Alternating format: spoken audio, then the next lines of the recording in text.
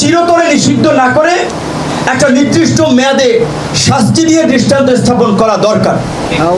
কেমন আছেন সবাই? চলে আসলাম আপনাদের মাঝে আবারও নতুন একটি ভিডিও নিয়ে চলে। আজকে যে বিষয়টা সম্পর্কে কথা বলবো, ইতিমধ্যেই আমরা জানতে পেরেছি যে ভিপি নূর তিনি বাংলাদেশের যতগুলো রাজনৈতিক দল আছে এবং নতুন রাজনৈতিক দল হিসেবে 51তম রাজনৈতিক দল হিসেবে তার দল গণ অধিকার স্বীকৃতি পেয়েছে এবং তার দল গণ অধিকার 51তম রাজনৈতিক দল হিসেবে স্বীকৃতি পাওয়ার পর তিনি বাংলাদেশে যতগুলো রাজনৈতিক দল আছে এবার তিনি আওয়ামী লীগকে নিয়ে প্রশ্ন করলেন, সরাসরি আওয়ামী লীগ নিয়ে প্রশ্ন তুললেন এবং তিনি বললেন যে এই আওয়ামী লীগ বিগত 15-16 বছরে দেশের ভিতরে যে কাণ্ডগুলো ঘটিয়েছে এটা ইতিপূর্বে আর কোনো দল এটা করার সুযোগ পায়নি বা করে। তিনি বললেন যে আওয়ামী লীগকে পুরোপুরি নিষিদ্ধ না করে আগামী 10 বছরের জন্য আওয়ামী লীগকে নিষিদ্ধ করা হোক। তিনি এমন আহ্বান জানালেন বর্তমান বাংলাদেশ সরকারকে এবং তিনি কিছুদিন আগে ডক্টর মোহাম্মদ ইউনূসকেও শাসালেন। তো আমার কথা হচ্ছে যে আওয়ামী লীগ ইতিপূর্বে অনেক বড় একটি দল এবং বাংলাদেশের যতগুলো রাজনৈতিক দল আছে সেই দলগুলোর মধ্যে অন্যতম একটি দল। তাই আওয়ামী লীগ পূর্বে যাই করুক না কেন, খারাপ কাজ করুক বা ভালো কিছু করুক,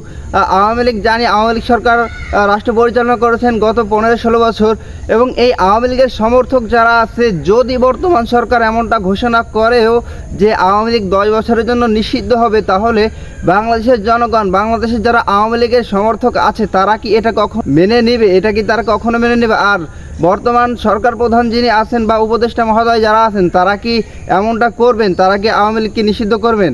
সো গাইস, কথা না বেরিয়ে চলে যাবো আমরা সরাসরি স্ক্রিনে এবং বিস্তারিত থাকতে সম্পূর্ণ ভিডিও জুড়ে।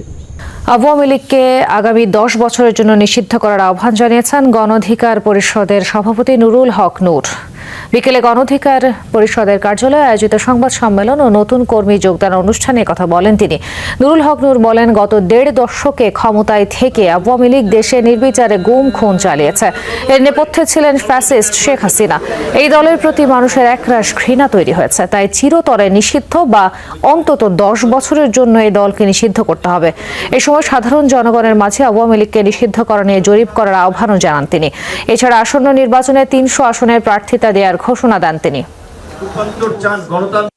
আওয়ামী লীগকে চিরতরে নিষিদ্ধ না করে একটা নির্দিষ্ট মেয়াদে শাস্তি দিয়ে দৃষ্টান্ত স্থাপন করা দরকার এবং শেখ হাসিনার মতো গণহত্যার যারা মাস্টার মাইন্ড তাদেরকে বিচারের মাধ্যমে সর্বোচ্চ শাস্তি, মৃত্যুদণ্ড কার্যকর করা উচিত। তো গাইস, আপনারা সম্পূর্ণ ভিডিওটি দেখলেন এবং এই ভিডিও সম্পর্কে আপনাদের মূল্যবান মতামত অবশ্যই কমেন্ট বক্সে জানিয়ে যাবেন। দেখা হবে আপনাদের সাথে অন্য কোনো ভিডিওতে। ভালো থাকবেন, সুস্থ থাকবেন। আল্লাহ হাফেজ।